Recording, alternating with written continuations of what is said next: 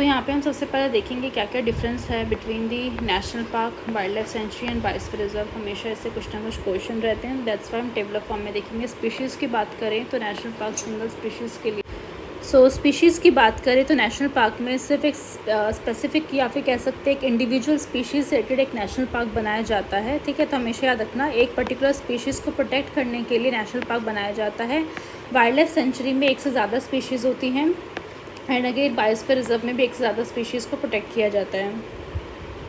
इसके बाद देखेंगे अलाउड क्या क्या चीज़ें, क्या क्या कुछ अलाउड होता है। तो नेशनल पार्क एकदम रिस्ट्रिक्टेड होता है, कुछ भी चीज़ें यहाँ पे अलाउड नहीं होती। वाइल्ड लाइफ सेंचुरी क्योंकि यहाँ पे मल्टीपल चीज़ें हैं तो कुछ लिमिटेड चीज़ें अलाउड होती हैं। बायोस्फीयर में भी लिमिटेड चीज़ें अलाउड होती हैं। टूरिज़्म की बात करें तो नेशनल पार्क जैसे कि हम लोग घूमने जाते हैं तो यस टूरिज़्म अलाउड है।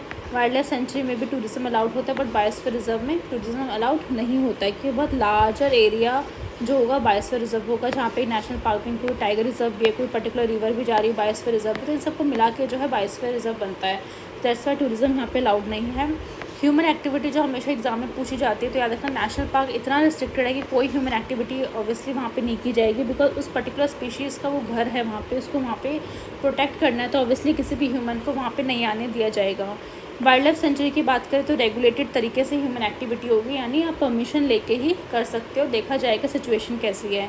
बायोस्फीयर की बात करें तो ऑब्वियसली जो बायोस्फीयर का जो कोर एरिया है, यानी जो सबसे अंदर का पार्ट है, जैसे मान लो यहाँ पे पर्टिकुलर जानवर रहते हैं तो ये उसका कोर एरिया हो गया, उसके ऊपर ट्रांजिशन एरिया हो गया थोड़ा बाहर, फिर उसके सबसे आउटर लेयर उसकी कोर एरिया हो गई, ठीक है। तो ऑब्वियसली यहाँ पे एनिमल्स रहते हैं, ट्रांजिशन में आप मॉनिटरिंग वगैरह कर सकते हो। मेन जो कोर एरिया है सर वहाँ पे थोड़ा बहुत एग्रीकल्चर कर सकते हैं, वहाँ की जो कम्युनिटीज़ वगैरह हैं। बाउंड्रीज़ की बात करें तो नेशनल पार्क की प्रॉपर आपको बाउंड्री देखने को मिलेगी कि किसी पर्टिकुलर पार्क में, नेशनल पार्क में जानवर रहते हैं, इसके बाहर आपको देखने को नहीं मिलेंगे।